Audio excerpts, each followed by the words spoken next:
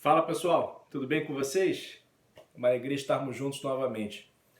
Hoje eu vou fazer um vídeo mais curto, porque eu sei que vocês estão numa semana conturbada, semana de fechamento do bimestre, e aí eu sei que tem atividades avaliativas de várias disciplinas e trabalhos atrasados para poder fazer, eu sei disso tudo.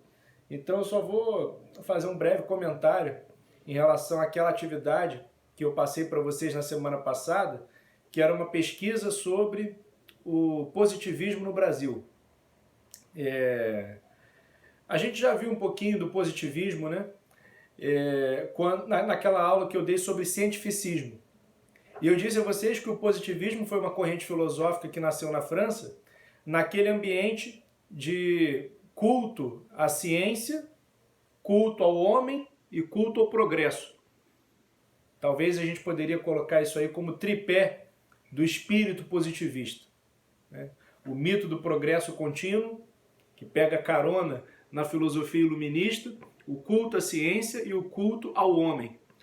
E o Augusto Comte, que é o pai do positivismo, ele cresceu nessa atmosfera cientificista, da Europa cientificista, e ele tem uma filosofia da história, uma leitura que ele faz sobre a evolução da história humana, o percurso que o pensamento humano percorreu ao longo da história.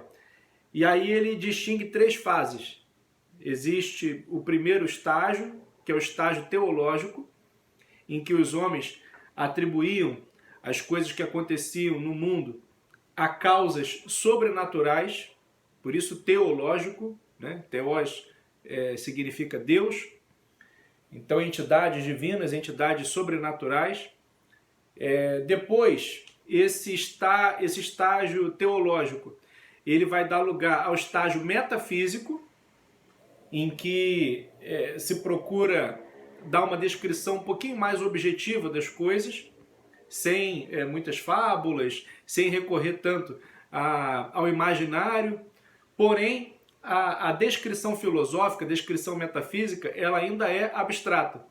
E ela precisa dar lugar, precisa ceder o seu turno para uma nova etapa do pensamento humano, que seria a terceira etapa, que seria o estado positivo, em que a ciência é que ditaria as regras.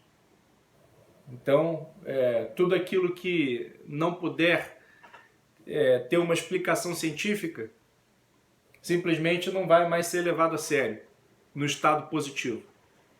Porque no estado positivo o homem, maduro no seu espírito, só aceita aquilo que tem comprovação científica, aquilo que tem comprovação, que tem base na experimentação, né? que tem base empírica, base experimental. Então esse seria o estado científico.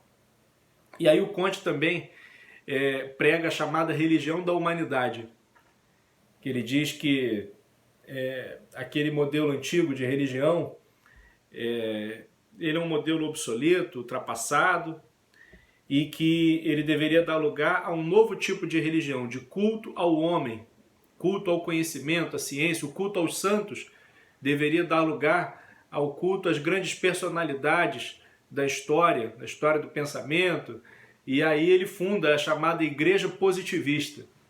E como eu pedi para vocês falarem sobre a influência do positivismo no Brasil, esse é um ponto importante, porque o Brasil teve lá a Igreja Positivista na Glória, né, no Rio de Janeiro.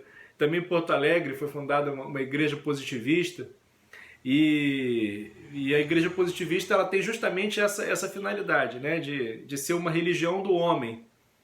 Não mais uma religião centrada em Deus, mas uma religião antropocêntrica, que cultua a razão humana e os grandes feitos do conhecimento humano, né, da ciência. E, enfim, aí tem todo um jargão positivista que acabou entrando no nosso cotidiano, porque o positivismo teve uma influência muito grande no Brasil, principalmente na segunda metade do século XIX e primeira metade do século XX. E, por exemplo, quando a gente fala de fraternidade universal, existe essa influência positivista.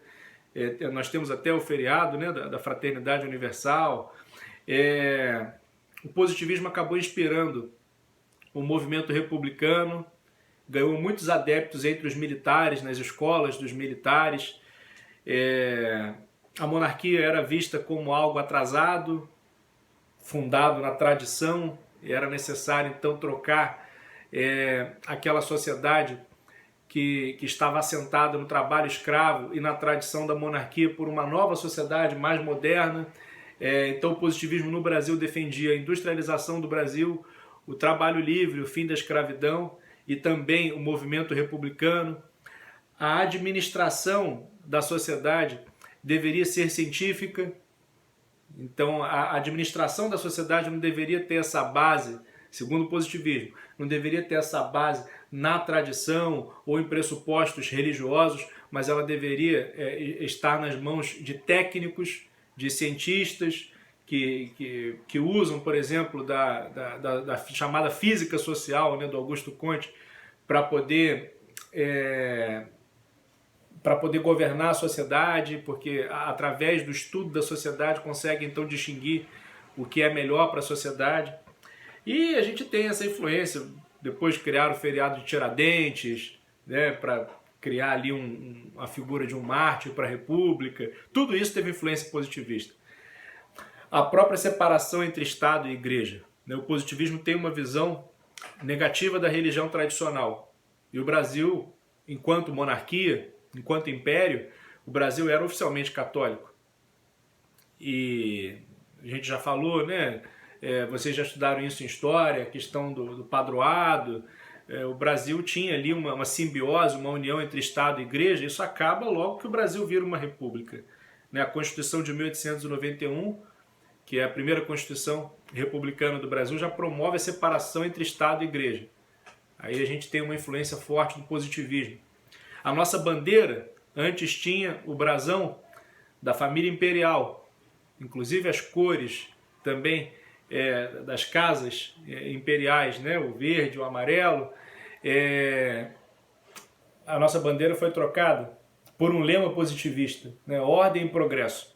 Como eu expliquei por escrito para vocês, esse lema que está na nossa bandeira, ordem e progresso, ele é a simplificação de um lema maior, que é o lema da religião positivista de Augusto Comte, que é o amor por princípio, a ordem por base e o progresso por fim.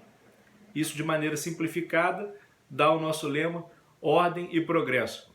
Então, assim, são muitas as influências, né, do positivismo no Brasil, mas se a gente tivesse que falar assim, do modo mais claro possível, mais resumido, fazer uma síntese dessa influência do positivismo no Brasil, eu diria isso, que o positivismo influenciou principalmente na transição da monarquia para a república, na transição de um país agrário para um país que estava pelo menos disposto a se industrializar, a se modernizar.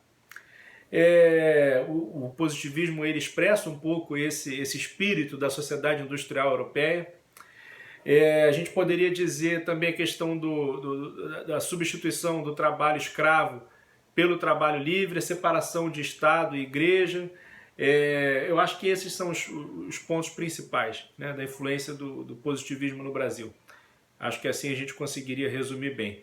Se vocês fizeram um trabalho falando desses pontos, eu acho que então vocês conseguiram satisfazer exatamente a proposta que o trabalho tinha. Tá bom, galera?